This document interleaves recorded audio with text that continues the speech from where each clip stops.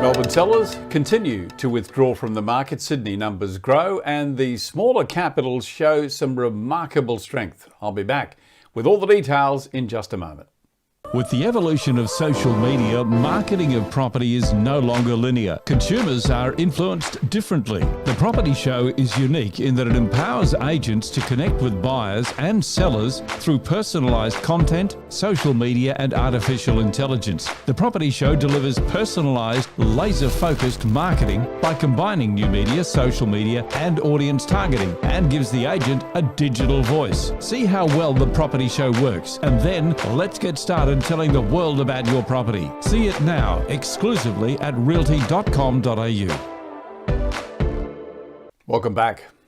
Of the 866 capital city homes that were auctioned last week, we can report on all of them and advise that the final clearance rate came in at 60.5%. That's an increase on last week's 59.8% and lower than this time last year when we saw 72.3% successful.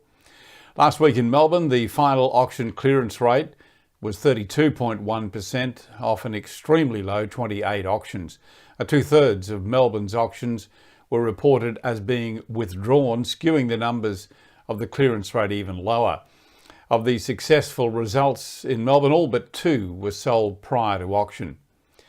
Sydney saw 608 homes taken to auction last week and returned a final clearance rate of 62.3%.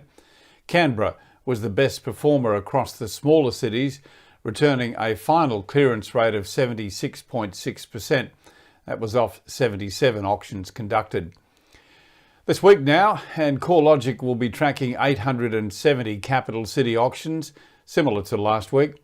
Melbourne remains in stage 4 lockdown, and as such, just 13 auctions are on the radar for this week.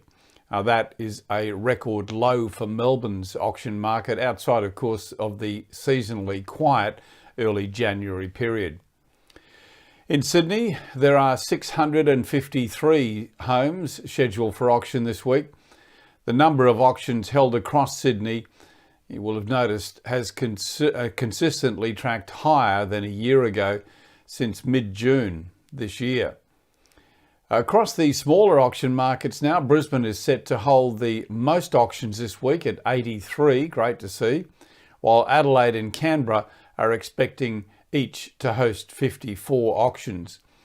There are 11 auctions scheduled for Perth this week, while Tasmania is set to see just 2 properties going to auction.